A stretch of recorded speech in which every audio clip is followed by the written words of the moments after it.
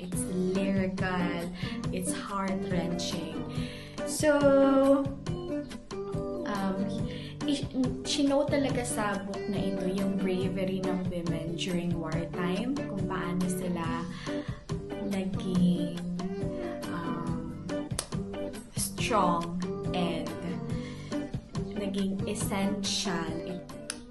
Hi everyone! Welcome back to my channel, and for today's video, something special nito because this is about the 2 unforgettable reads that I had.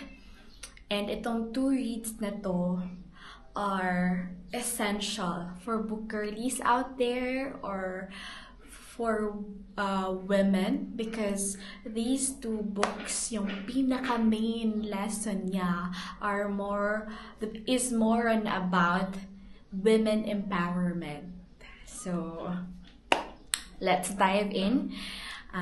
Yung dalawang book na ito are, firstly, since ito yung una kong natapos na book, is The Nightingale by Christine Hanna. And yung sunod na book natin ay Circe by Madeline Miller. So itong dalawang book na to are very crucial and highly recommended for those people na naghahanap ng something na mag-i-empower sa kanila, especially for women. So let's dive in. I'm so excited.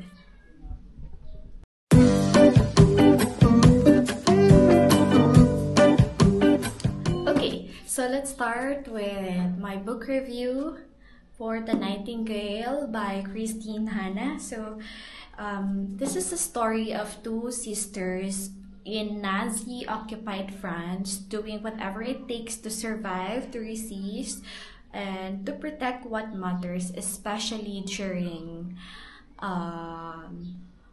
World War II. This is about World War II. So what I really love about this is yung writing style talaga ni Christine Hanna. So if you're looking for something that will affect you emotionally, this book is for you dahil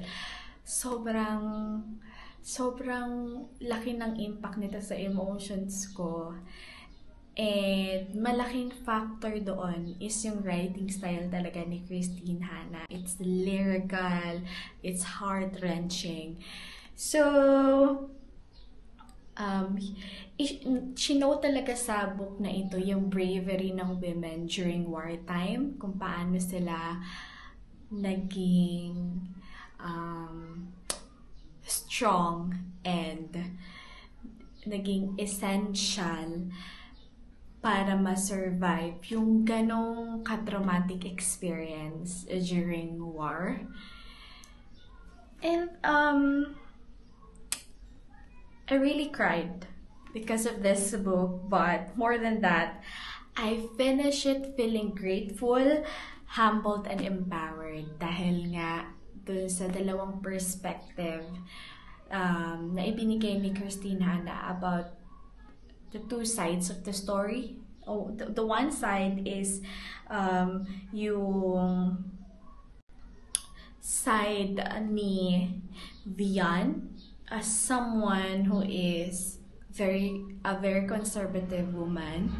So pinakita niya doon na kung etong character na to, ganito yung naging response niya during wartime.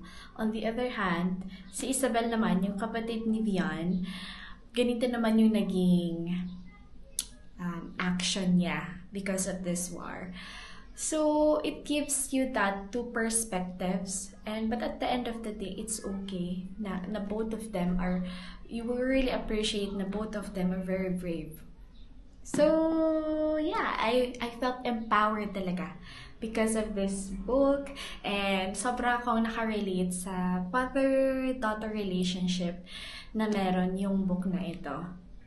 So that's for The Nightingale. Now let's proceed with Circe.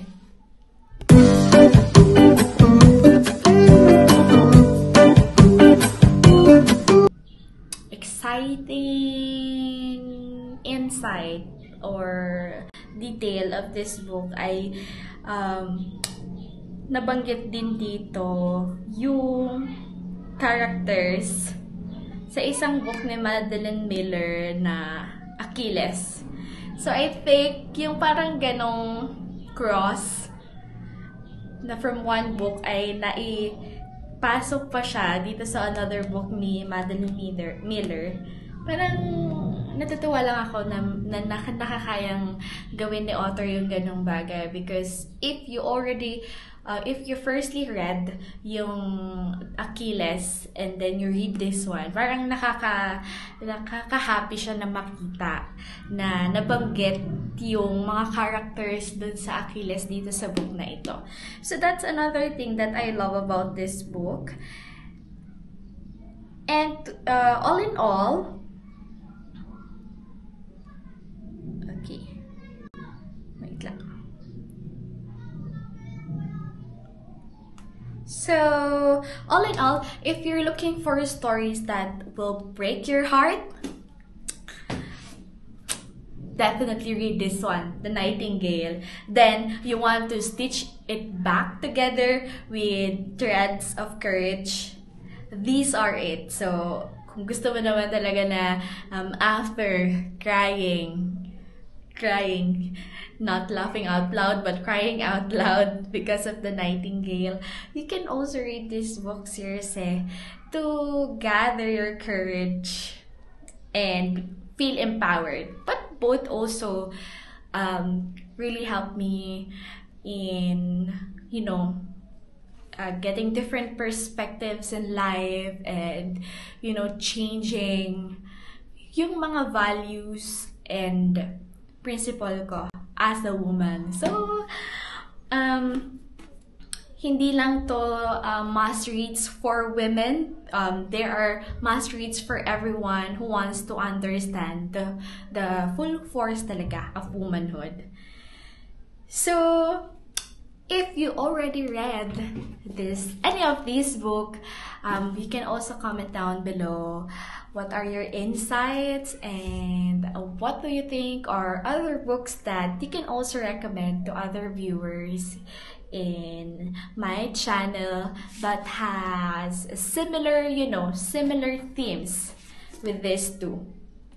And I will also try na basahin yung mga comments. I will also try na mabasa yung mga books na ilalagay nyo sa comment section.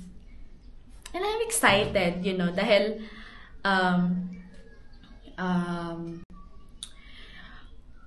gusto ko yung mga ganong activities, dahil nga if someone recommended you a book that they really liked, it also shows kung anong tipong tao yung person na yon na nag-recommend sa'yo. So, getting to know more about that person and getting to know more about you guys. So, just comment down below. And that's all for now for today's vlog. And I hope to see you again in the next one. Bye-bye!